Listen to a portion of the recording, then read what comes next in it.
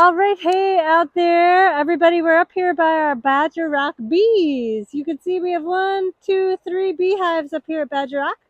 It is a hot day, so a lot of those bees, you can see that they're kind of coming out of their hives a little bit and they're hanging out on the outside. They do that when it gets really hot sometimes to just get a little, cool themselves down a little bit, get a little bit better airflow into that hive. But we have something called a smoker here. Smoke calms the bees down, and so usually when we beekeep, we'll put a little smoke on the entrance, which is down here below.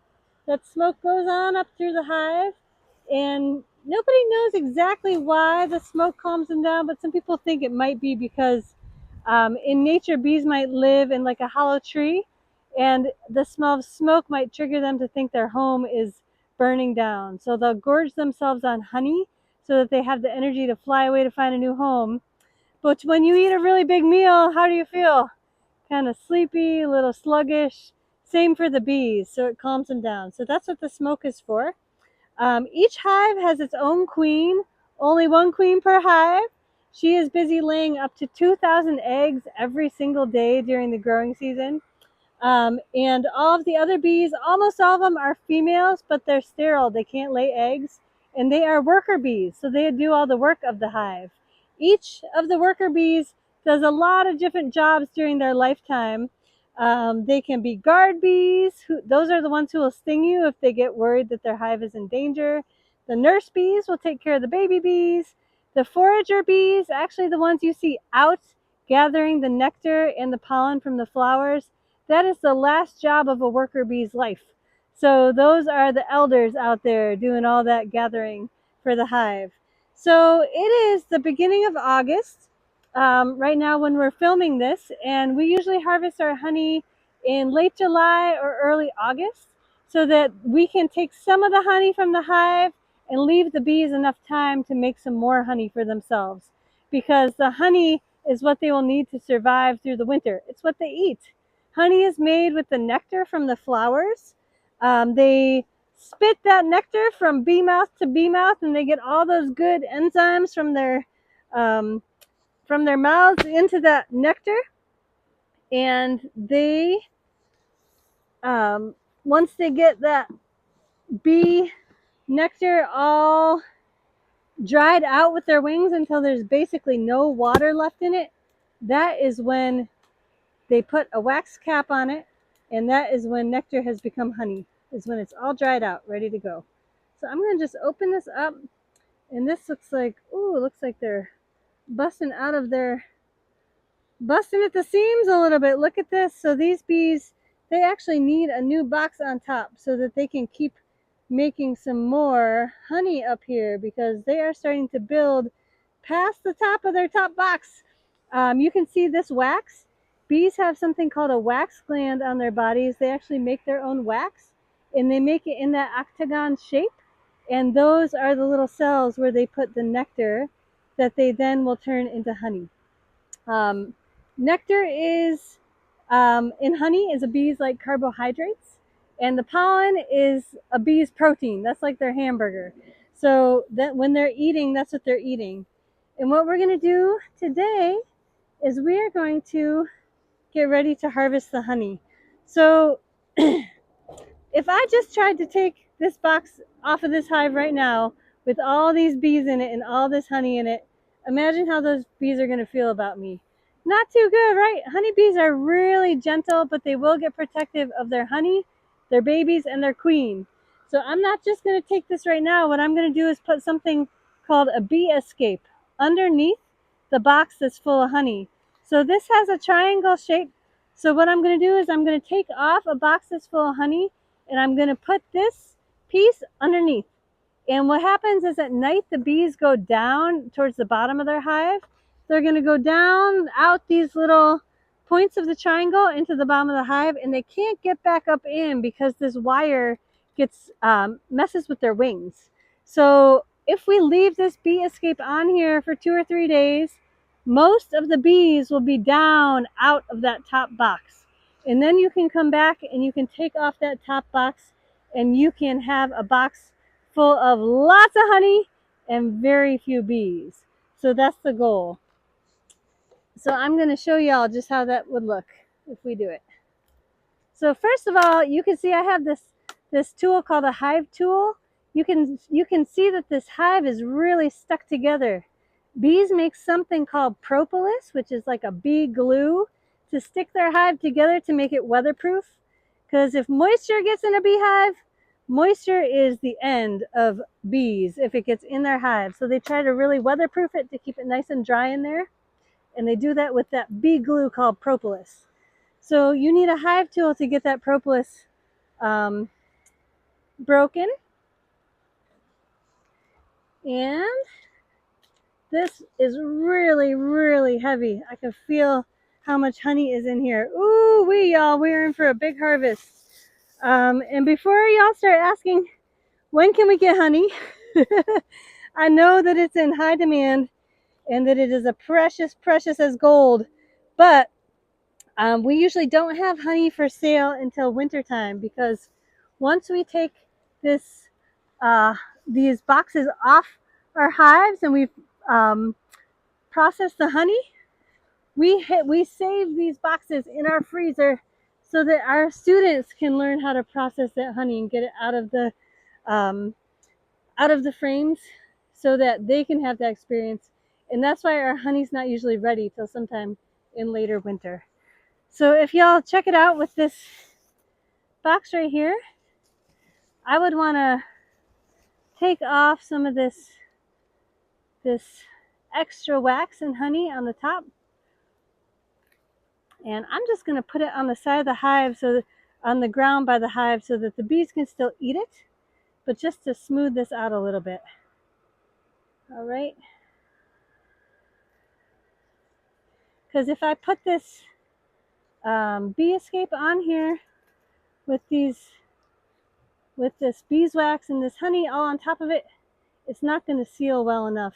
It's going to leave an open gap. And towards the end of summer like this, you have to be careful, because yellow jackets, which are a totally different kind of bee, they like to get in a hive and they like to rob the honey and they like to eat the bees. So we don't want to leave any gaps. We want to leave these bees nice and secure and happy in their hive so that they can enjoy the rest of their summer while we enjoy the rest of our summer. So just scraping that top off. But you can see all that honey, right? They've been busy. So these are just worker bees, and right now what they're trying to do is eat the honey, because once that wax cap that's on the honey gets taken off, that honey is just open for the taking. So the bees are trying to eat it while they got it. All right. Okay. So what I would do next to put on the bee escape is just take this bee escape, and we'll show y'all what the actual frames full of honey look like next week when we take this off the hive, and we'll show you how to process it. So you're going to take that triangle and you're going to put that triangle side down. You're just going to put it right on that box. Then you're going to put that box completely full of honey right back on top. Put your telescoping cover, this one, right back on top of that. Basically reassemble the hive just like it was, but with a bee escape in the mix. And so when the bees go down in the hive at night and they get below that bee escape, they can't get back in. We'll leave it for 2 or 3 days. We'll come back up and we will see if our super, a box like this is called a super. We'll see if our super is mostly free of bees, and if it is, we'll take it off the hive, and that will be our honey harvest for the year. So we will see you back in a few days when we take these off our hives and show you the rest of the process. All right, so last time we were up here, we put a bee escape on our hive, and now it's been 3 days. So hopefully by now, all the bees will have gone down deep into the bottom of the hive, and we can take this super off without a whole lot of bees in it. Yeah, so you can see, if you look, there are not a lot of bees. There's a few bees on here, but most of them have gone down into the bottom of the hive. And so this is a great time to take off our honey super. So let me just get this off of here. And what we do usually here, because we have a walk-in freezer, is we take this whole super of honey, this whole box, and we put it in the freezer. And we usually put a garbage bag around it in case there are any bees that are left. They won't come and get us when we try to go in the freezer. And I'm just going to bring this down to a cart quick that we have set up here. All right. And you can see, well, I don't know if you can see, but that is a heavy box of honey. Oh my gosh, there's so much honey in here. So I'm going to show y'all what this honey looks like. So if we had not put the bee escape, this box would be full. I mean, like teeming full of bees. And since we have that bee escape on, there are still a few, but like I said, not a whole lot. So I'm just going to, open this up and show y'all.